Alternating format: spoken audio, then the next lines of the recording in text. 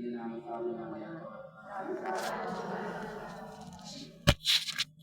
समन्ता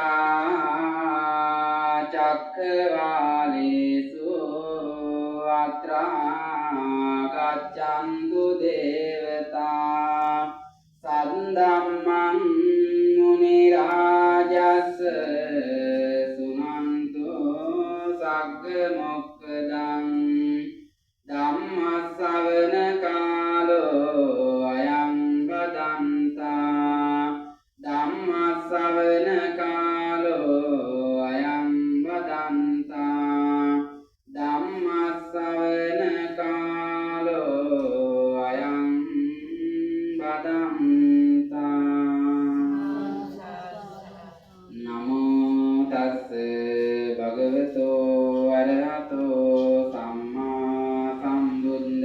නමෝ තස්ස භගවතෝ අරහතෝ සම්මා සම්බුද්දස්ස නමෝ තස්ස භගවතෝ අරහතෝ සම්මා සම්බුද්දස්ස පානිම්මිචේ වනෝනාස්ස හරෙය්‍ය පානිනාදිසං නාබ්බානං විසමන්දේති නත්ති පාපං ආකුබ්බතෝ සදේවත් කාර්මික පින්වත් බෞද්ධ පින්තුනි මේ සුපින්වත් පිරිසක් දිනේදීත් වෙන මාසවල ආකාරයටම උදම්විට අශෝකාරාම විහාරස්ථානයේට උදෑසන පැමිණලා ඒ සිල් සමාදන් වෙලා මේ විදියට දවස පුරාම තමන්ගේ සිත කය වචනේ කියන තුන්දර සංවර කරගනිමින් තමන්ගේ ජීවිතේ තවත් ආධ්‍යාත්මික මොහොතක් ගත කරන්නට ඉතින් මේ පින්වත් පිරිස දන්නවා දැන් අලුත් අවුරුද්දක් ලැබලා තියෙන්නේ 2026 වර්ෂයේ. ඉතින් අද ගත්තාම ජනවාරි 3 වෙනිදා ඉතින් 2026 වර්ෂයේ. ඉතින් මේ අයට සුවිශේෂී දවසක් උපාසකම්මලට. ඉතින් මොකද ඕන 2026 වර්ෂයකට එන්න පුළුවන් වුණා. අදට වෙන්නේ ඒක. දැන් ඊට පස්සේ ඊළඟට තියෙන්නේ 2027 වර්ෂයේ කොහොමද දැක බලා ගන්නවා කියන්නේ. ඉතින් අන්න ඒක නිසා දැන් 26 වර්ෂයකට ආවා ඊළඟට තියෙන්නේ 27. ඉතින් එහෙම කඩේින් පසු කරමින් අපි යනවා. ඉතින් ගිය අවුරුද්ද සමහරක් වෙලාවට හිටපු අය අද මෙතන නැතුව ඇති. ඉතින් ලබන අවුරුද්ද ගත්තට පස්සේ තවත් කට්ටියක් යයි. ඉතින් අන්න ඒ විදිහට අපේ ජීවිතයේ තියෙන යථාර්ථය තමයි ඒක. දැන් අපි අපේ වයස් සීමාවන් වෙනස් වෙනවා. ඉතින් අර නිකන් ගමනක් යනකොට බස් එකේ නැංගට පස්සේ දන්න කවුරු යාවොත් නොදන්න කට්ටියත් එකතු වෙනවා කතා කරනවා. හැබැයි කට්ටිය බැහැල යන තැන් ගොඩක් වෙනස් නේ. කෝච්චිය ගියත් මේ පැත්තේ කෝච්චිත් තියෙනවා. ඉතින් අන්න ඒ වගේ තමයි අපේ ජීවිතේ එහෙම ගමනක්. ඉතින් එහෙම ගමනක් තමයි මේ සුන්දර විදියට මේ අය නිමා කරන්න උත්සාහ දරන්නේ නේ. සුන්දර මතකවලින් එතකොට සුන්දර යහපත් ක්‍රියාවලින් තමන්ගේ ජීවිතේ ලස්සන කරගන්න තමයි මේ හැමෝම මේ විදියට සුදු පිළුවට ඇඳගෙන මේ විහාරස්ථානයට ඇවිල්ලා අද මේ විදියට දහම් ජීවිතයට එකතු වෙලා ඉන්නේ. ඉතින් පින්වතුනි මේ අය අහලා ඇති එක මිනිස්සු පිළිබඳව කතා මේ කතාවත් අහලා දෙනවද දන්නේ නැහැ. ඉතින් මේ අය ගොඩක් ඉතින් බණ අහන්න එපා නේ. දැන් අවුරුදු 100ක් කොණ්ඩේ පැහැෙනකම් මම ඉතින් බණ අහලා. එතකොට සවැත් නුවර පින්වත් වැඩි දුර යන්නේ නැතුව විස්තරي කියන්නම්. ඒ කාලේ බුදුරජාණන් වහන්සේ වැඩ ඉන්නකොට සවැත් නුවර තිබිලා තියෙනවා සිටු මන්දිරයක්. ඉතින් මේ සිටු මන්දිරේ මහල් කිහිපයකට තිබ්බ ලොකු මන්දිරයක්. ඉතින් පින්වතුනි බුදුරජාණන් වහන්සේ ඒ නිවසට වැඩලා ධර්ම දේශනා පවත්වනවා. ඉතින් ඒ සිටුවරුත් ධර්මානුකූලව ජීවත් වෙනවා. ඉතින් මේ සිටුවරයාට ඉන්නවා එක රූමත් දියණියක්. ඉතින් මේ ලස්සන දියණිය අර මාලිගාවේ තුන්වෙනි මහලේ කාමරයක ජීවත් වෙනවා. ඉතින් මෙහෙම ටික කාලයක් යනකොට මේ දියණියක් බණ අහනවා. ඉතින් මේ දියණියක් මෙහෙම බණ අහනකොට මේ දියණියක් අවුරුදු 7 දී සෝවාන් තත්වයට පත් වෙනවා. ඉතින් මෙහෙම දියණියක් ටික ලොකු වෙලා තරුණ වියටපත් වෙනවා. ඉතින් මේ දිනේ හැමදාම සඳුළු තලයට නැගලා බලනකොට හැමදාම ඒ අහලින් යනවා එක වැද්දෙක්. ඉතින් මේ වැද්දයින් සත්වදත්තඩයම් කරනවා. ඉතින් අර දුන්නක් හේම කරේ ගහගෙන මේ ඉතින් අර විදියට වැද්දෙක් කියලා මතක් වෙනවද මේ අයිද?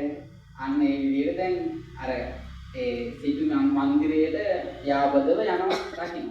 මොකද දැන් අර ලොකු තත්තු තුනක විතර මේ මන්දිරයේ ඉන්න ජීව හැම දෙයක්ම පේනවනේ. ඉතින් ඒකට දැන් මේ දියණිය බලන් ඉන්නවා. දැන් දුක කියලා කියන්නේ දැන් මේ වැද්දට ආස හිතෙනවා ආදරේ හිතෙනවා මේ සිටු දියණිය. ඉතින් ඒ සිටු දියණියට මෙන්න ආදරයක් ඇති වුණාට පස්සේ මොකද වෙන්නේ? දැන් මේ සිටු දියණියත් අර වැද්දා යනකොට එනකොට ඉතින් කොහොම හරි අර ලොකු උසකෙන් ඉන්නේ. ඒකට හතවන්නලා හරි කොහොම හරි මෙයක් මොකද වෙන්නේ අවසානයේ මේ වැද්දත් එක්ක යාළු වෙන වැද්දත් දැන් සිටු දියණියත් එක්ක යාළු. ඉතින් මොකද දැන් සිටු දියණිය එක කාලයක් ගියාට පස්සේ අර 16ක් වගේ වෙස් වලාගෙන ඉවර වෙලා මොකද වෙන්නේ එයා හිමින්ම මේ සිටු මන්දිරේ පැනලා යනවා වැද්දත් එක්ක. ඉතින් එහෙම වැද්දත් එක්ක පැනලා ගියාට පස්සේ ඒකක් ටික කාලයක් හිමි ජීවත් වෙනවා. එහෙම යාබද පැත්තකට ගිහිල්ලා යාබද කියන්නේ ගොඩක් ඈතකට ගිහිල්ලා. ඉතින් දැන් සිටුවරේ කියලා කියන්නේ හරි මාන්නක්කාරයිනේ. දැන් ඉස්සර වලව්කාරයෝ එහෙම ඉදීනේ. දෙවෙතනක් ඉන්නවද දන්නේ නැහැ. එතකොට අන්න ඒ වගේ දැන් මේ සිටුවරයා දැන් තමන්ගේ හාමුදුරුවෝ කියනවා අපිට දුවෙක් නැහැ හිටපු දුව මැරුණා කියලා හිතා ගන්න කියනවා. මොකද දැන් වැද්දෙක් එක්ක ගියේ පැනලා ඉතින් දැන් කියන්න ලැජ්ජයි. කොහොමද දැන් ඉතුරු කට්ටිය සත්‍යෙත් එක්ක ඉතුරු අයට කියන්න බෑනේ මගේ දුව මේ වැද්දෙක් එක්ක ගියා කියලානේ. කොහොමද කියන්නේ කටක් කරලා. ඉතින් මෙතනත් ඒ තමයි අරක් වෙලාට ඒ වගේ ඒ වගේ දේවල් වලට අත්දැකීම් තියෙන අය. ඉතින් මේ අන්න එහෙම දැන් ගිහිල්ලා ඉවරලා මොකද වෙන්නේ? දැන් අර සිටු තුමා දැන් දුව අතහරිනවා. ඉතින් මොකද සිටුමාගේ තියෙන තත්ත්වෙත් එක්ක මේ එහෙම දෙයක් කටක් කරලා කියන්න බෑ. නැති වුණා මරුණා කියලා හිතා ගන්න කියලා දැන් ඒ කට්ටිය ජීවත්. ඉතින් දැන් අර සිටු දියණියත් මොකද වෙන්නේ? දැන් අත්තත් එක්ක ගිහිල්ලා ඔහොම කාලයක් ඉතින් සතුටින් ජීවත් වෙනවා. එහෙම ජීවත් වෙනකොට එවැනි වැද්දට දැන් රස්සාව ගත්තොත් එහෙම ඉතින් දැන් ඔෆිස් එකකට යනවා කියනත් මේ කැලේට තමයි යන්නේ. කැලේට ගිහිල්ලා සතුන් දඩයම් කරලා ඉතින් ඒලා ජීවිතේ ජීවත් වෙන්න ඕනේ විදිහට එයාලා ඒ හොයා ගන්න ඕනි මේ මුදල් එතකොට ජීවත් වෙන්න ඕන අවශ්‍ය දේවල් දඩයම් කරලා තමයි හොයාගන්නේ. ඉතින් මේ වැද්දාටයි මේ සිටු දෙවියටයි දරුවෝ 7 දෙනෙක් උප්පත්තිය ලබනවා. දරුවෝ 7 දෙනෙක් ඉපදෙනවා. ඒ 7 දෙනාම පිරිමි දරුවෝ. ඉතින් අර දරුවොත් මොකද වෙන්නේ තාත්තා කියන පාරම තමයි යන්නේ. ඉතින් ඒ දරුවෝ වෙනස් වෙන්නේ දැන් අපිට දැන් ඉස්සර ගත්තොත් එහෙම අපේ ලංකාවේ සමහරක් වෙලාවට පැදුරු වලට මං හිතන්නේ ඔය ගොඩක්ම ප්‍රසිද්ධ උඩු දුම්බර. අන්න ඒ වගේ ගම්මාන තියෙනවා. ඉතින් අන්න ඒක තමයි ඒ දවස් වලත් අර තාත්තගේ පරම්පරාවෙන් ආපු දේවල් තමයි අරගෙන යන්නේ ඉස්සරහට. ඉතින් පොඩි දවස් නම් දැකලා තාත්තගේ උඩු තියෙන තමයි යෙදෙන්නේ. ඒ ළමයි හත් දෙනාත් ඔහොම ඉතින් ඒ පැත්තටම සම්බන්ධ වෙනවා තාත්තා. පසු කාලීන මොකද දැන් මේ ළමයි හත් දෙනාත් ලොකු වුණාට පස්සේ යාලට ඒ ආවාහ විවාහ කටයුතු ටික කරලා දෙනවා. ඉතින් ඒ ටික කරලා දීලා ඉවර වෙලා දැන් ඕන දැන් පවුල ගත්තම දැන් 14යි තාත්තයි අම්මයි 16යි. පවුලේ ඔක්කොම 16ක් ඉන්නවා. දැන් ඉතින් ගමක් වගේ තමයි නේ. එතකොට පින්නොදෙනි දැන් මෙහෙම යනකොට දැන් බුදුරජාණන් වහන්සේ දැන් දකිනවා ලෝකයේ දිහා කරුණාස්තින් බලනකොට මේ හත් දෙනාටම පින තියෙනවා නිවන් දකින්න.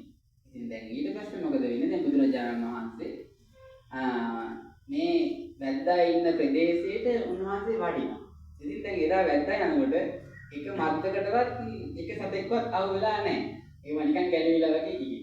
ඉතින් දැන් ඊට පස්සේ බුදුරජාණන් වහන්සේගේ ලස්සන පාසටහන් ශ්‍රී පතුල වැල්ලේ හිටලා ඒ ලස්සනට තියෙනවා. දැන් වැද්දා ඊට පස්සේ හිතනවා එහෙනම් මගේ මේ ටික ගලවලා තියෙන්නේ මේ පාද දින කෙනා තමයි මේ පාපස්යෙන් යන්න ඕනි කියලා. මොකද වෙන්නේ? දැන් බුදුරජාණන් වහන්සේ පස්සේ මේ දැන් වැද්දා එළවෙනවා. ඉතින් මෙහෙම එළවෙනකොට බුදුරජාණන් වහන්සේ ගහක් මුල වැඩ ඉන්නවා.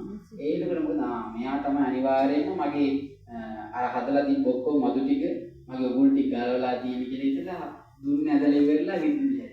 එතකොට ඒ වෙලේම ඒ කෙනා ඒ අල්ලන් හිටපු විදිහටම ගල් ගෑනවා. ඉතින් මේ ගල් ගෑවුනට පස්සේ දැන් ඉතිරි අය ඊට පස්සේ දැන් අම්මලා තාත්තලා බලනවා දැන් තාත්තා දඩේ මේ ගියා තාම නැහැ. ඉතින් එහෙම බලුවා දැන් අර තාත්තත් උනත් වැඩට ගියාට පස්සේ එන වෙලාවක් ළමයි දන්නවනේ අම්මලා තාත්තා. ඉතින් අන්න ඒ වගේ අර වැද්දා වුණත් එන වෙලාව දැන් අර කට්ටිය බලන් ඉන්නවා ඒත් නෑ. ඊට පස්සේ මොකද දැන් එනවා ලොකු පුතා බලන්න. දැන් ඊට පස්සේ ලොකු පුතාවට පස්සේ තාත්තා දැන් දුන්න විදින විදියට වින්නවා ගත්තා. ඉතින් දැන් අර ලොකු පුතාත් මොකද කරන්නේ දුන්න අරගෙන අර විදිහට විදින්න බලනවා. එයාත් ඊට පස්සේ එතනම ගල් ගහනවා කියන්නේ මේ විදිහටම ඉන්නවා. පොළොව ගන්න. ඉතින් දැන් මෙහෙම දැන් ඔක්කොම ටික එනවා දැන් නැන්ද අම්මලා එළිලයි පුතාලයි ඔක්කොම එනවා. දැන් ඔක්කොම ටික ආවට පස්සේ දැන් බුදුරජාණන් වහන්සේ මොකද කරන්නේ? ඒ අයට ධර්ම දේශනා පවත්වනවා. ඉතින් හැබැයි අර නැන්ද අම්මා එයා සෝවාන් තත්ත්වයටපත් වෙලා හිටියේ පොඩි කාලේ ඉඳලා. ඉතින් එයා සෝවාන් වෙලා ඉඳලා තමයි මේ වැද්දත් එක්ක ආවේ. ඉතින් දැන් මේ දරුවෝයි නැන්ද අම්මලායි ඔක්කොම ටික දැන් බණ අහනවා. දැන් 15 දෙනාම සෝවාන් තත්ත්වයටපත් වෙනවා. දැන් වැද්දා ඇතුළු එතකොට ඒ අයගේ දරුවන්, එතකොට දරුවන්ගේ නෝනහාමිලා, එතකොට ඒ තාත්තා ඔක්කොම දැන් ඒ 15 දෙනාම සෝවාන් තත්ත්වයටපත් වෙනවා. හැබැයි නැන්ද අම්මා එයා පොඩි දවසම සෝවාන් ඵලයටපත් වෙලා හිටියා. ඉතින් එතකොට ඒ 16 දෙනාම දැන් සෝවාන් තත්ත්වයටපත් වෙනවා. ඉතින් ඊට පස්සේ දැන් බුදුරජාණන් වහන්සේ ධර්ම දේශනා පවත්වලා ඉතින් යනවා. ඒ නික්ම ගියාට පස්සේ පින්වත්නි දැන් හැමෝටම දැන් ප්‍රශ්න තියෙනවානේ. දැන් එදා ඊට පස්සේ බුදුරජාණන් වහන්සේ භික්ෂුන් වහන්සේලා වැඩ ඉන්න ධර්මශාලාවට වඩිනකොට දැන් භික්ෂුන් වහන්සේලාට ප්‍රශ්නයක් තියෙනවා. දැන් බුදුරජාණන් වහන්සේ කියනවා මේ අර උපාසක මාතාව කොහොමද මේ කුක්කුට නිත්ත කියන කෙනා තමයි වැද්දා. එතකොට දැන් එයාගේ නෝන තමයි සෝවාන් වෙලා හිටියා. තමයි සිටු දෙවි. එතකොට අහනවා සෝවාන් වෙච්ච කෙනෙක් කොහොමද වැද්දෙක්ට මේ ස්වාමි දිනියක් වෙන්නේ? හැමදාම සත්තු මරනවා. ඉතින් අරයා කොහොමද මේ උදව් කරන්නේ? යාට කිසිදු පාපයක් වෙනව නේද කියලා. ඉතින් දැන් බුදුරජාණන් වහන්සේ වෙලාවේ උත්තර දෙනවා. අර ගාථාවක් මම දේශනා කළා. ඉතින් පානිංචේ වනෝනාස හරය පානිනං විසං නාබ්බානං විසමන් වේති නත්ති පාපං ආකුබ්බතෝ. එතකොට කියන්නේ දැන් අපේ දැන් මේ අත ගත්තට පස්සේ දැන් අපේ අතේ තුවාලයක් නැත්නම් මේ අපි දැන් මොකක් හරි විස ද්‍රව්‍යයක් අපේ අතට දාගන්නවා. එතකොට ඒක තුවාලයක් නැත්නම් මේ විස ඇතුළට යන්නේ නැහැ. හැබැයි අපේ අතේ දැන් මෙතන අත්ලේ ලොකු තුවාලයක් තිබ්බොත් එහෙම හැබැයි අපි ඒකට විස ටිකක් දාගත්තොත් මොනවා හරි මොකද වෙන්නේ? අපි ඇඟට ඒක උරා ගන්නවා. ලේත් එක්ක මිශ්‍ර වෙලා ඒක ශරීරගත වෙනවා. අන්න ඒ වගේ බුදුරජාණන් වහන්සේ වෙලාව දේශනා කළේ කෙනෙක්ගේ චේතනාව, ඒ කියන්නේ පාපී චේතනාවක් නෙවෙයි නම් එයාගේ ක්‍රියාව දිහා දැකලා ඉවර වෙලා අපිට කියන්න බෑ මේක පවක් කරන්න කියලා. අන්න ඒකයි බුදුරජාණන් වහන්සේ කිව්වේ චේතනාහම් භික්ඛවේ කම්මං වදාමි. දුර දැන් අපිටත් හිතෙනවා දැන් සෝවාන් වෙච්ච කෙනෙක් කොහොමද දැන් වැද්දෙක් උදව් කරන්නේ? යා සත්තු මරනවා. නමුත් ඒ කෙනා ඒ දේවල් උදව් කරලා තියෙන්නේ අර ස්වාමියාට විවිධ දේවල් ඉෂ්ට කරා මිසක් අනේ මේ මම දෙන මේ ආයුධ වලින් සත්තු ටිකක් මරන් එන්න කියලා එයා ප්‍රාර්ථනා කරේ නේ. එයා අර එවෙලේ කරන්න ඕන ටික කරා. නමුත් එයා පවපින පිළිබඳ අවබෝධය, එයාගේ චේතනාව යහපත්. හැබැයි අර මහත්යාට කරන්න ඕන ස්වාමියාට ඉඩු පිළිච්ච දෙයක් තියෙනවානේ භාර්යාවකදී. එතකොට ඒ ටික ඉඩු කළා. අන්න ඒක නිසා එයාගේ හිත පාපී චේතනාවක් තිබෙන්නේ නැහැ. අන්න ඒක එයාට කිසිම වෙලාවක ඒක නිසා එයාට පාපයක් හත් වෙන්නේ නැහැ කියන්නේ. ඉතින් අන්න ඒ වගේ තමයි පින්වත්නි අපේ ජීවිත ගත්තත් අපි මේ අද උදෑසන ඉඳලා මේ මොහොත දක්වාම මොනවද මේ එකතු කරන්නේ වම්මන්? මොනවද මේ එකතු කරන්නේ? අපි ඔක්කොම ඇවිල්ලා දැන් මේ සුදු වස්ත්‍ර ඇඳගෙන දැන් මෙතන ඉන්නවා හතර දිශාවේ අට දිශාවේ. ඉතින් දහ දිශාවේ කියන්න බෑ. උඩ ඉන්න කට්ටියත් නෑ, පල්ලේ ඉන්න කට්ටියත් නෑ. යන්නේ මං පල්ලේ යන්නේ. එතකොට දැන් මේ හැම පැත්තකම ඉන්න කට්ටිය මේ ඔක්කොම අද එකම තැනකට එකතු වෙලා අද මේ මොනවද එකතු කරන්නේ? පින්නතුනි අර චේතනාව යහපත් කරගන්න උත්සාහ කරනවා.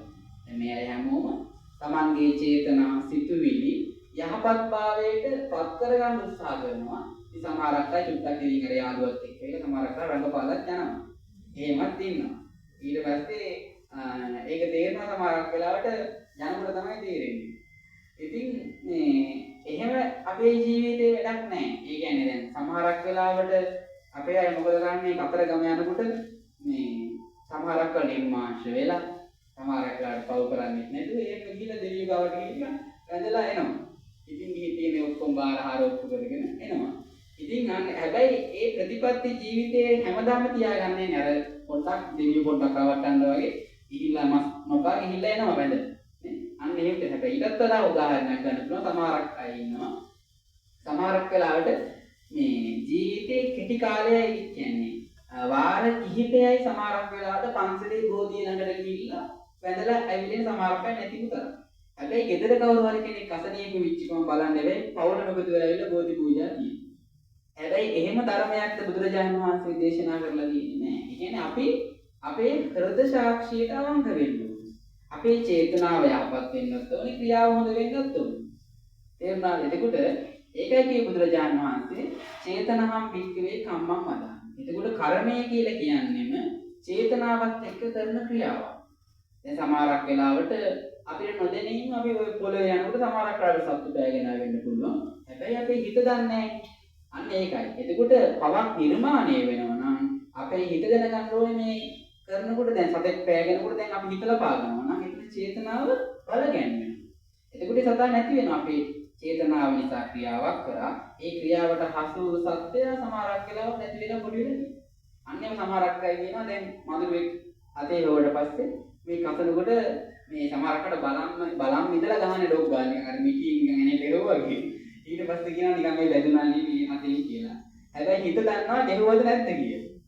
හිත දන්නවා මధుර වලට කැවුවනේ. එතනක් තියෙන්නේ පාප කර්මය. ඒ චේතනාව ඉතින් එතන බල ගැන්විලා තියෙනවා. දැන් චේතනාවට කොහොමද කියන්නේ අතේ හොඳට මේ බොනකම් බලන් ඉඳලා ගහනවා. ඒකට චේතනාව විතර බල ගැන්විලා තමයි එතන ක්‍රියාවක් වෙන්නේ. ඔන්න දැන් අර ඇස් දෙකක් පියාගෙන කසනවකට අර මధుරේ පොඩි වෙනවා නම් ඒක එතන පාපයක් නිර්මාණය වෙන්නේ. හැබැයි අපි චේතනාව දන්නවා මේ මధుරවා මරන්නම තමයි මම මේ යන්නේ කියලා දන්නවනම් එතන පාපයක් මානය. ඉතින් අන්න ඒ වගේ පින්වත්නි ඔබේ ජීවිතේත් ඔබ පවක් සිද්ධ කරනවා නම් අනිවාර්යයෙන්ම මෙතන චේතනාවක් තියෙනවා. ඉතින් හැබැයි අපිට පව් වලින් ඈත් වෙලා ඉන්න පුළුවන් අපේ චේතනාව යහපත් නම්. අපිට යහපත් සිතුවිලි තියෙනවා නම් අපිට හැම වෙලාවෙම අපේ සිත පිරිසිදුයි. අපි කරන්න තියෙන ක්‍රියාකාරකම පිරිසිදු වෙනවා. ඒක පින්වත් දැන් හිතන්න හොඳ බේබද්දෙක් ඉන්නවා කියලා හිතන්න. දැන් මේ බේබද්දට හොඳ යාළුවෙකුත් ඉන්නවා. මේ යාළුවෝ දෙන්න එකතු වෙන්නේ හැමදාම හවස. හරිද? හවසට තමයි එකතු වෙන්නේ. ඒකෝද මේ බේබදු යාළුවට අර බේබදු යාළුවා හවසට දකිනකොට මතක් වෙන්නේ මොනවද? බොණ්ඩ තමයි මතක් වෙන්නේ. නේ?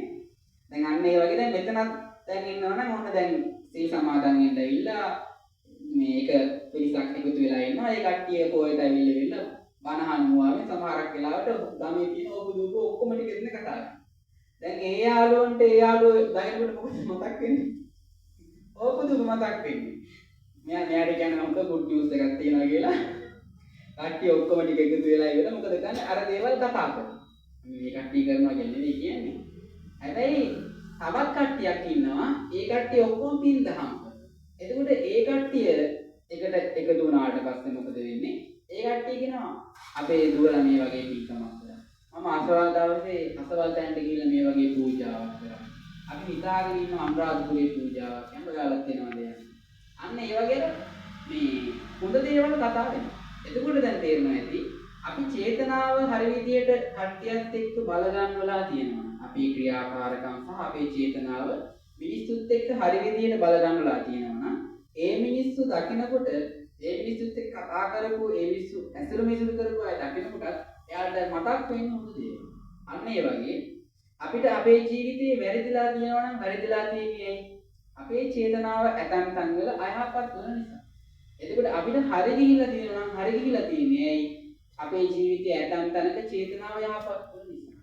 අද මේ අය මෙතන ඉලා සී සමාදන් වෙන්නේ ඔය අයගේ මොකක් හරි අවස්ථාවක චේතනාව යහපත් තත්ත්වයකටපත් වුණා. එක්ක අම්මා හෝ වේවා, තාත්තා හෝ වේවා, සහෝදරියෙක් හෝ වේවා, නැත්නම් යහළුවෙක් හෝ වේවා. ඉතින් එහෙම කෙනෙක් නිසා තමයි අද මේ විදියට මේ අය සී සමාදන් වෙලා ඉන්නේ. හැබැයි අපි සී සමාදන් වුණාට අපි මේ රඟපාන්න ආවොත් එහෙම මොකද වෙන්නේ? අපි මේ කියන දේවල් අපේ ජීවිතේ පුදු කරගන්න නැතුව අපේ සමහරක් වට අහගෙන ඉඳලා නිකන් අර නාට්‍යයක් බැලුවා වගේ ගියා වගේ වැඩක් නැහැ. අපි මේක අපේ ජීවිතේට බද්ධ කරගන්නවා. ඒ බද්ධ කරගත්තට පස්සේ තමයි ඇත්තටම මේකේ තියෙන ගුණය අපිට ගන්න පුළුවන්. නැත්තම් චේතනාවක් නැත්තම් නිකන් ක්‍රියාවක් විතරක් කියනවා නම් වැඩක් නෑ. අපිට බුදුරජාණන් වහන්සේගේ ධර්මය අපේ ජීවිතේට ආශිර්වාදයක් කරගන්න ඕන නම් අපි ඒ ධර්මයත් එක්ක එකතු වෙලා. නේ අපි දැන් පොහොය දවසට දසිල් සමාදන් වෙනවා, සිල් සමාදන් වෙනවා. ඒකට ගිහි කියලා අපි මෙතන නික්ම ගියාට පස්සේ පංචශීලයේවත් රකින්න පුළුවන් නම් ඔබට මෙතන ප්‍රතිඵලයක් තියෙනවා. ඔබ හිතන්න ඔබ ඔබේ ජීවිතේ පංචශීලය ආරක්ෂා කරනවා නම් කොච්චර ප්‍රතිලාභ ඔබේ ජීවිතයට අත් වෙනවද නේ? දැන් එන්නේ ඒ වගේ පින්නතුනි ඔබට තේරෙනවද ඔබේ මේ ජීවිතේ යහපත් කරගන්න චේතනාව තමයි ශ්‍රේෂ්ඨ කරගන්න ඕනේ නේ? බුදුරජාණන් වහන්සේ නමක් සිදුවත් බෝසතාණන් වහන්සේ බුදු බව ලබනකොට චේතනාව සහ උන්වහන්සේගේ අවබෝධය පුච්චරණ ශක්තිමත්. ඒ අවබෝධය තමයි බුද්ධත්වයේ කියලා කියන්නේ නේ? එතකොට අන්න ඒ වගේ තමයි මෙතන ඉන්න කෙනෙක් හොඳ විදිහට තමන්ගේ ජීවිතේ ගත කරනවා නම් හොඳ ධර්මානුකූල ප්‍රතිපත්ති වලට අනුකූලව තමන්ගේ ජීවිතය පවුල ඒකට යහළුවෝ ඇසුරු මිසුරු කරනවා නම් එතකොට මේ අයටත් ඒ ධර්මයේ තියෙන සුවේ අත්පත් කරගන්න පුළුවන්. එතකොට දැන් කුක්කුට මිත්ත කියන්නේ දැන් වැද්දා හම්බ වෙලා තියෙන ඒ දන්නවද? එහෙම කුක්කුට මිත්ත ගැන දැන් අපි කතා කරේ. එතකොට මේ කුක්කුට මිත්ත කියන වැද්දට දැන් අර සිටු දියණියට ආසයි හිතිලා තියෙන්නේ. දැන් සිටු මන්දිරයේ හිටීමේ සිටු දියණිය අර වගේ දසි දැස්සෝ ඉන්නවා. කැමැති කෑම භෝග හිතන දේවල්. ඒකට ඒ කාලෙට අනුරූපීව ගත්තම උපරිම සැප සම්පත් ප්‍රමාණයක් මේ සිටු දියණියට තිබ්බා. හැබැයි එහෙම වෙලා තියෙන්නේ මොකද මේ වැද්දා මේ ආත්ම වැද්දෙක් වුණාට ආත්ම 3කට විතර කලින් ඒ වැද්දා මොඳ සිටුවරේ. ඉතින් මේ සිටුවරයයි මේ සිටු මැදට හිටපු ඒ සිටු දියණියයි දෙන්න ඒ දවස්වල වැදලා විවාහ වෙලා අර දරුවෝ 7 දෙනෙක් එකට පින්කම් කරලා තියෙනවා. අන්න ඒක නිසා තමයි අර පෙර සසරේ තියෙන පුරුද්දට සහ ඒ කරගත්ත පින්වල බලයෙන් තමයි අරයට සිටු මන්දිරේ ඉඳලා අර වැද්දෙක් හිටියේ. දැන් උපාසක කමල්ට යමක් තේරෙනවද? දැන් උපාසක මහත්තයා හම්බෙලා තියෙන්නේ ඇයි කියලා තේරුම් ගන්න ඕන නේ? සමහරක් වල දැන් බණිනේ වැද්දින්නේ උපාසක මහත්තුරුත් එහෙම. ඒක අන්න ඒ වගේ සසර ගණදෙනුත් එක්ක තමයි අපේ ස්වාමි දියණිය කියන්නේ තමන්ගේ බිරිඳ එතකොට තමන්ගේ මහත්තයා දුර දරුවෝ සමහරක් වෙලාට ඒ සංසාර ගත බැඳීම් එක්ක තමයි ඒ අය සම්බන්ධ වෙලා තියෙන්නේ. සමහරක් දැන් අර හිතනවා ඇති මම මොකට නම් මේ මිනිස්යාට කැමති නැත්නම් කියලා. සමහරක් අය හිතනවා නේ. සමහරක් වෙලාවට තරහා ගියට පස්සේ කියනවා. ඉතින් සමහරක් ළමයිටත් කියනවා මොකට නම් මට මේ දරුවෝ ටික හම්බුනත් නැහැ. මාව තමයි කන්න බලන් ඉන්නේ කියලා කියනවා. ඉතින් එහෙම සාමාන්‍ය දේවල් සාමාන්‍ය පෞල් ජීවිතවල. හැබැයි ඔන්නෝක තමයි විස්තර. අර පෙර ආත්ම භාවවල අර එකට ගිහින් මල් පූජා කරලා ප්‍රාර්ථනා කරලා ඉතින් සිටු මන්දිරේ හිටියත් ඉතින් අර තියෙන ශක්තිය අදලා ගන්න.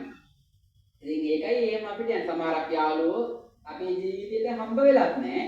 හැබැයි ඒ අය අපිට දැක්කට පස්සේ සමහරක් අය වල සමහරක් මිනිස්සු අපිට නිකන් අර දැකලා උරු පුරුද්දක් වගේ තියෙනවා නේ. එතකොට එහෙම වෙලා තියෙන්නේ අපිට ඒ අයත් එක්ක මොකක් හරි සංසාරේ මොකක් හරි සම්බන්ධතාවයක් තිබිලා තියෙනවා. ඉතින් මේ දේවල් එක්ක තමයි ඒ ගතිගුණ වලට අපි ආදරය කරන්නේ. දැන් හිතන්න දැන් ඔබේ මේ අයියා අම්මා තාත්තා සමහරක් වෙලාවට නැති වෙන්නේ. එතකොට දැන් අම්මා තාත්තා කියලා දැන් අම්මා තාත්තලා සමාන අංග ලක්ෂණ තියෙන මිනිස්සෙක් කෙනෙක්. හැබැයි අංග ලක්ෂණ සමාන වුණත් එයාගේ තියෙන අර පුරුදු හැසිරීම අම්මා තාත්තලා සමාන නැත්නම් එයා අම්මා තාත්තලා සමාන කරන්න බෑනේ නේ. එතකොට මම කියන්නේ ඇත්ති අර ඒ වගේ අපේ මිනිස්සුන්ගේ රූපෙටවත් නෙවෙයි අපි ගොඩක් ආදරය කරන්නේ මිනිස්සුන්ගේ ගති ලක්ෂණ වලට කියන හැසිරීම රටාව වලට. ඒකට තමන්ගේ යාළුවෙක් වුණත් අපි ඒ යාළුවාගේ ආදරය කරන්නේ හැසිරීම රටාව වලට. එයාගේ ඇවතුම් පැවතුම් ගති ලක්ෂණ අන්නේ ගුණ ධර්ම සමහරක් වෙලාවට ඉන්නේ ඒ දේවල් වලට තමයි අපි ගොඩක් මිනිස්සුන්ට ආදරය කරන්නේ. එතකොට අපි අපේ ජීවිතවල අපි ආදරණීය චරිතයක් වෙන්න ඕන. ඉතින් මේ අවුරුද්ද පුරාවටම ඔබට සතුටෙන් යුතුව ජීවිතේ ගත කරන්න ඕන නම් ඔබ මොකක්ද කරන්න ඕන? ඔබේ චේතනාව යහපත් කරගන්න ඕන. දැන් හිතට දැන් වෛරයක් ආවා කියමුකෝ. දැන් ගෙදර ගියාට පස්සේ ඔන්න මහත්යා ගැන හරි දරුවෝ ගැන හරි යහළුවෙක් ගැන හරි කවුරු හරි ගැන තරහක් ආවොත් එහෙම Taman හිතන්න ඕන ඔන්න මට චේතනාවක් ආවා. චේතනාවක් ආවා. හැබැයි ඒක වෛර චේතනාවක් කියලා දැනගෙන ඒක හිතින් බැහැ කරන්න ඕන. දැන් හිතමුකෝ දැන් අපි සමහරක් වෙලාවට සමාජයේ රණ්ඩු වෙන්න යනවා. ඒක ඉදන් වලට. මේ පැති වෙලා හැටි ඉතින් එහෙම ඉතින් බජට් එකක් මෙච්චර ගණන් ඒක නිසා මේක දෙන්න බෑ කියලා එක්ක තව අඟලක් හරි වැඩි කරගන්න බලනවා අඩු කරගන්න බලන්නේ නැහැ. ඉතින් අන්න ඒ වගේ රණ්ඩු වෙන්න බලනවා. සමහරක් වෙලාවට එහෙම ගිහිල්ලා වෙන්න තිබ්බ හොඳ කමුත් තියලා සමහරක් වෙලාවට රණ්ඩු වෙලා ගහමාරාගෙන තමයි වවසන්නේ. ඉතින් එහෙම වුණාට පස්සේ මොකද වෙන්නේ? ඇයි ඒ තැනටපත් උනේ? සමහරක් වෙලාවට මේ දෙගොල්ලම මේ අර ඉවිසිලිවන්ත විදිහට කටයුතු කරේ නැහැ. එක ගොල්ලක් හරි ඉවිසිලිවන්ත වුණත් අනෙක් ගොල්ල ඉවිසිලිවන්ත නැහැ. එක ගොල්ලක් පින්වන්ත වුණත් ඊටු අය පින්වන්ත නැහැ. ඒක මොකද වෙන්නේ? අර යක්කුයි දෙයියෝ එකට වාසය කරනවා වගේ නේ. ගහ ගන්නව තමයි වෙන්නේ. ඉතින් අන්න ඒ වගේ තමයි කියන්නේ පටිරූප දේශ වාසෝජී. ඉතින් අපි සුදුසු ප්‍රදේශයක වාසය කරන එකත් එක මංගල කාරණාවක්. ඉතින් අපි බලන්න ඕන ඒක තමයි මේ ලෝකෙ හැටි. පුතත්ජන සමාජෙත් එක්ක ඉන්නකොට ගැටුම් ඇති වෙනවා. නමුත් අපේ හිත දවා ගන්න නැතුව, අපේ හිත පුච්ච ගන්න නැතුව, අපේ හිත තුවාල කර ගන්න නැතුව, අපි හදාගත්ත හිත කඩා ගන්න නැතුව, අපි මේ සමාජයේ එන සෑම ප්‍රශ්නයකටම මුහුණ දෙන්න. නේ අපි දැන් මේ කඩේම් ටික පසු කරලා දැන් 26 වෙනි අවුරුද්දනේ. 2026 වෙනි අවුරුද්ද. ඉතින් මේ හැමෝම 1900 ගණන් වල ඉඳලා දැන් 2000 ගණන් වලට ඉල්ල ඉන්නේ. එතකොට අපි මේ තාක්කල් එකතු කරගත්ත සිතුවිලි සහ ක්‍රියාකාරකම් එතකොට අත්දැකීම් මේ හැම දෙයක්ම යහපත් වුණොත් තමයි ඔබට සතුටින් ඉන්න පුළුවන්. ඔබ දැන් මෙතුවක් කාලයකට වැරදි කරලා තියෙනවා නම් ඒ චේතනාව නිසාම ඔබේ හිතේ සමහරකට වේදනාවක් ඇති වෙනවා. අනේ මගේ මේ ජීවිත කාලේ පුරාම මගේ ජීවිතේ නැහත් කරගත්තා. මට එක ඩිංගක් මගේ ජීවිතේ හොඳ පැත්තකට යොමු කරගන්න බැරි වුණා කියලා දුක් වෙනවා. හැබැයි ඔබේ ජීවිත කාලය පුරා මධ්‍යස්ථ තැනක ඉඳන් හෝ වේවා ඔබේ ජීවිතය හොඳ පැත්තකට නැඹුරු කරගෙන ඔබ ධර්මානුකූල විදිහට ඔබේ ජීවිතේ හැඩගස්වාගෙන තියෙනවා නම් ඔබට ඒ ගැන හිතලා කොච්චර දුරට සතුටු වෙන්න පුළුවන් නේ? ඒක තමයි පින්වත්නි කියන්නේ ධම්මාලම්පන ප්‍රීතිය. ඉතින් ධර්මයක් එක්ක ඉන්නකොට අපිට ධර්මයත් එක්ක හිතේ ඇති වෙන සුළු තමයි ධම්මාලම්පන ප්‍රීතිය. ඉතින් අපේ ජීවිතය අපි හැම වෙලාවෙම කටයුතු කරන්නට ඕනේ අර තියෙන පෞකාර සිතුවිලි යටපත් කරලා අපි හැම වෙලාවෙම පින්වන්ත හොඳ අදහස් පින්වන්ත සිතුවිලි අපි තව තවත් වැඩි කරගන්න තමයි හැම වෙලාවෙම බලන්න ඕනේ. නැත්තම් අර සමහරක් වෙලාවට යාළුවා දකින්නකොට මතක් වෙන්නේ සමහරක් වෙලට වැරදියක් නේ. අන්න ඒ වගේ වෙන්න පුළුවන්. එහෙම නොවි අපිට යාළුවා දැක්කම සමාජය දැක්කම අපි මනාලෙස හිතන්න. එතකොට යාළුවෙක් දැක්කට පස්සේ අපි හොඳ දේවල් කතා බහ කරන්න අකුස්සුක වෙන්න ඕනේ. අපිට සමහරක් වෙලාවට ගොඩක් ප්‍රසිද්ධයි සමහරක් තැන්වල උපාසකම්මලා ඕබුදුම කතා කරනවා නේ. ගොඩක් කට්ටිය කියනවා ඉතින් මේ සමාදන් වෙන්න කියලා ඕබුදුම කතා කරනවා. හැබැයි අපි එහෙම කතා නොකර ඉන්න ඕන. අපිට දැන් කතා කරනවා නම් අද දවසේ කතා කරන්න ඕන තමන්ගේ ජීවිතේට මේ අද දවසේ මේ ඇතුළත් වුණ සිල් ජීවිතය තුළ ඒ උපාසක ජීවිතය තුළ ඒකට ඔබින දේවල් තමයි කතා කරන්නේ. එක්ක සමහරක් වෙලාවට දේශපාලනය ගැන කතා කරනවා එක පැත්තකින් ඒ දේවල් අදාළ වෙන්නේ වැදගත් වෙන්නේ නේ. ඒ දේශපාලනය ගත්තත් එතකොට මේ සමාජයේ තියෙන ප්‍රශ්න දිහා ගත්තත් ඒ දේවල් පින්වත් මේ කාම ලෝකෙට ඈත් දේවල්. එතකොට දැන් මේ අය උත්සාහ කරන්නේ මේ කාම ලෝකෙන් ටිකක් හරි ඈත් වෙලා අර ආධ්‍යාත්මික ජීවිතයක් එක්ක ජීවත් වෙන්න උත්සාහ කරනවා. එතකොට අපි අර විදිහට අර කාම ලෝකයේ තියෙන දේවල් අත්හරින්න නැතුව මෙතනත් හිටියොත් එන්නේ අර ආධ්‍යාත්මික ජීවිතය තුළ තියෙන සතුට ඒ සුවපත්භාවය ඇති කරගන්න හරි අමාරුයි. ඉතින් අන්න ඒක නිසා ඔබේ ජීවිතය හැම වෙලාවෙම උත්සාහ කරන්න පින් දහම් කරන්න, පින් සිතුවිලි ගොඩනගා ගන්න. තමන්ට පුළුවන් වෙලාවට මෛත්‍රී භාවනාව පුහුණු කරවන්න.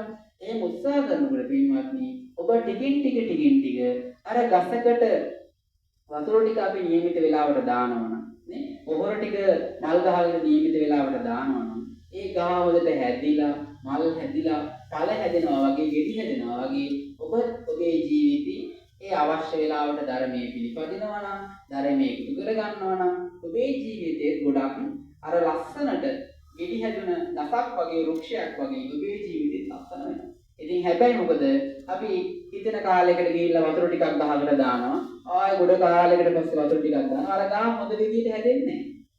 අන්න ඒක නිසා ඔබේ ජීවිතේ කාලෙකින් ධර්මය අහනවා කාලෙකින් පිනක් කරනවා. එතකොට අර ධර්මයේ තුල තියෙන ප්‍රීතිය ඔබට ගන්නවා. ඒ සංසාරයේ ඒක මේ උපනිශ්‍රේ වෙනවා. නමුත් අපිට අර ධර්මයේ තුල තියෙන සතුට ලබා ගන්න අමාරුයි. අපේ ජීවිතේ අමාරුම දේවල් මොනවාද? හොඳම දේවල් කරන්න හරිම අමාරුයි නේ. හැබැයි නරකම දේවල් කරන්න හරිම නෙවෙයි. දැන් මෙතෙන්ට ඇවිල්ලා සමහරක් වෙලාවට නිින්ද යනවා නේ. හැබැයි සමහරක් වෙලාවට අපි මොකක් හරි ටෙලිවිෂන් එකක හොඳ කතාවක් එහෙම දාලා දුන්නා කටත් අරගෙන සමහරකට බලන් ඉන්නවා නේ. එතකොට අපේ යන හිත දැන් මෙයාට තේරෙනවා ඇති අපේ හිත හැම වෙලාවෙම බලන්නේ අර චූටි දෙයකින් හරි සතුටු වෙනවා.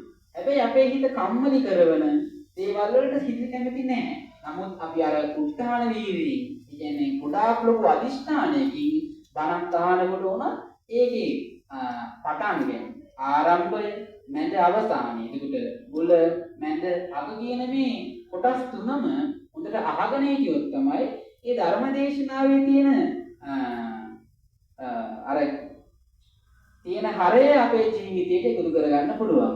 නැත්නම් අපිට මැදකින් පටන් ගත්තා ඊට පස්සේ මැදකුත් මේ මුලින් පටන් ගත්තට ඊට පස්සේ මැදක් නෑ අගක් විතරයි. ඊට පස්සේ හිතා ගන්න බෑ මොකක්ද මේ උනේ කියලා.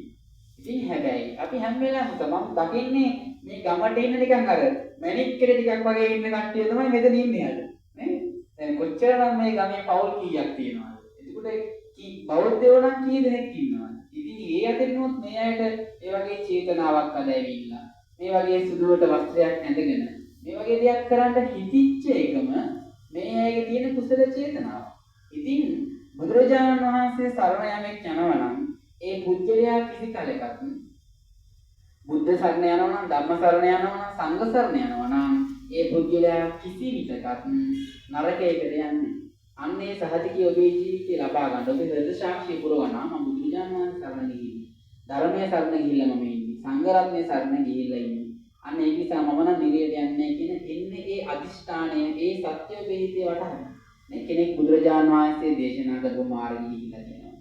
ධර්මයට පටහැනි ඔබේ ජීවිතේ ක්‍රියාකාරකම් සිදු කරන්නේ නැත්නම් සංඝ රත්නයට පටහැනි දේවල් කරන්නේ නැත්නම් එතකොට ඔබ අනිවාර්යයෙන්ම නරකයකට යන්නේ නිවනටම තමයි ඔබේ ජීවිතයේ අර පඩිපෙලක් නගිනා වගේ කිමින් යනවා. අන්න ඒක තමයි අපේ මේ ධර්මයේ ඇසිරීමේ තියෙන ප්‍රතිලාභය. අපිට අපේ ජීවිතයේ ලොකු ශක්තියක් නේ. අපි ඉඳහම්කාර පස්සේ අපේ ජීවිතේ ලොකු ආත්ම ශක්තියක් ගන්න කරගන්න පුළුවන්. ඉතින් අර කුකුඩ මිත්ත කියන මේ වැද්දාගේ ස්වාමි දියණිය සෝවාන් තත්ත්වයටපත් වෙලා හිටියේ. ඉතින් එතුමිය ධර්මයේ දන්න නිසා එතුමියගේ ජීවිතේ මනා ලෙස කලමනාකරණය කරගත්තා. ඉතින් එතුමිය ඒ විදිහට එතුමියගේ ජීවිතේ ලක්ෂණ කරගත්ත අවසානයේ එයාගේ පෙර කුසල් පෙර පින් මතුවෙලා ඒ සෝවාන් තත්ත්වයටපත් වුණා පුතාලා දුවල ඔක්කොම. ඉතින් අන්න ඒක නිසා මේකත් එහෙම වෙන්න පුළුවන්. නමුත් අපි හොඳට අවධානය යොමු කරගෙන ඉන්න ඕනේ. අපිට ඉතින් වයසට යනකොට නිදිමත ඇති වෙනවා නේ. එතකොට සමහරක් වෙලාවට කම්මැලිකම දැනෙනවා. ඇඟපත වේදනාව දැනෙනවා. ඉතින් ඕක තමයි කියන්නේ තරුණ කාලෙන් බණ අහන්න ඕනේ කියලා නේ. ඉතින් මෙයා තරුණ කාලෙන් බණ අහන්න නැති ඉතින් දැන් වයසට ගිහින් හිටියට. ඉතින් මම කියන්නේ අපි හැම වෙලාවෙම චේතනාව යහපත් කරගන්න උත්සාහ කරන්න. මේ ඇගේ චේතනාව සමහරක් වෙලාවට යහපත් නොවෙන්න පුළුවන්.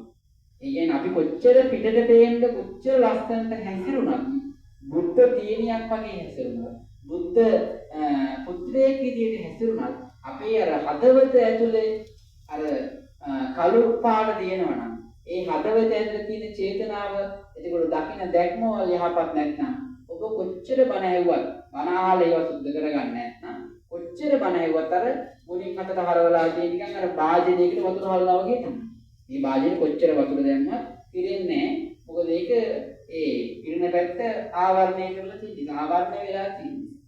ඉතින් අන්න ඒ වගේ ඔබ හැම වෙලාවෙම මේ අවුරුද්දේ ඔබ හිතනවා නම් දැන් මේ ධර්ම දේශනාව පවත්වලා ඔබේ මේ ජීවිතේට ඔබේ මේ අවුරුද්දේ ආශිර්වාදය ලබා දෙනවා නම් ඒ ආශිර්වාදය ගන්න ඕන නම් ඔබ චේතනාවන්ත වෙන්න ඕන. දැන් මෙතෙන්ට එනවා කවුරුහරි මුද මේ බද්දේ සුදු වෙනගෙන අද ඇවිල්ලා අටසිල් සමාදන් වෙලා යනවා. හැබැයි දැන් එපැත් ගිහිල්ලා යා බොනවනම් එයාට මේ ආශිර්වාදය ළඟා කරගන්න පුළුවන් නෑ. එහෙනම් අපි අපේ චේතනාවත් හොඳ වෙන්න ඕන.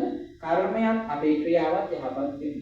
අද දවසේ දහම් පණිවිඩය තමයි ඔබේ චේතනාව යහපත් නම් ඔබේ ජීවිතේ සතුටක් ඔබත් ඉන්නවා. ඒකම දන්නේ ඒක නිසා. ඔබ ධර්මය අහන්න, පන්සල් සමාදන් වෙන්න, සීල් සමාදන් වෙන්න බණ අහන්න. හැබැයි ඔබේ චේතනාව යහපත් කරගෙන හැම දෙයක්ම චේතනාව යහපත් නම් සතුට ඔබත් එක්කමයි. ඔබට වෛරයක් එන්නේ, ඔබට තරහක් එන්නේ, මේ දේවල් ඔක්කොම අයින් වෙනවා. මොකද චේතනාව ඔබ බලන්න හැම වෙලාවෙම යහපත් කරගන්න. චේතනාව හැම වෙලාවෙම පිරිසිදු කරගන්න. මේක ආයයි කියන්නේ මොකද මේකට අමතක වෙනවා සමාජෙට ගියාට පස්සේ. සමහරකට තමන්ගේ තරහා වෛරක්කාර ජන්මාන්තර වෛරක්කාරය ආපු ගමන්ම සමහරක් වෙලාවට වචනයක්වත් කතා කරන්නේ නැතුව හිතින්ම බැන ඉන්නවා. අදත් ඇවිල්ලා. සමහරකට බණ ගෙදරකට ආවත් අදත් ඇවිල්ලා අර සුදු ඇඳගෙන උඩ දාගෙන ඉතින් ඉස්සරහා වාඩි වෙන බලන් දෙවිල අර හිතින් අර හිතනවා බණිනවා. අර එතකොට එතනක් තියෙන යම් කිසි වේදනාවක් නේ. දැන් අපිට ඕක දැන් මම කියනකොට මෙයාට hina යනවා. ඒතර ඇත්ත தත්ත්වය ඕක තමයි ප්‍රශ්නේ. නේ? ඉතින් අන්න ඒක නිසා එහෙමවත් වෙන්න ඕනේ. අපිට මොකද මේ ඉතුරු තවත් පංචස්කන්ධයක් කියන්නේ. ඇස ගන්න ආදී ජීව ශරීරයේ කියන මේ පංච ඉන්ද්‍රියයන් ඇතුළත් පංචස්කන්ධයක ක්‍රියාකාරකම් අපිට මොකද අපේ මේ පංචස්කන්ධය අපිට පාලනය කරගන්න බැරුව ඉන්නකොට අපි තවත් පංචස්කන්ධයක් ගැන හිතලා විලාප දෙන්න යනවානේ. අපි එහෙම වෙන්න අවශ්‍ය වෙන්නේ.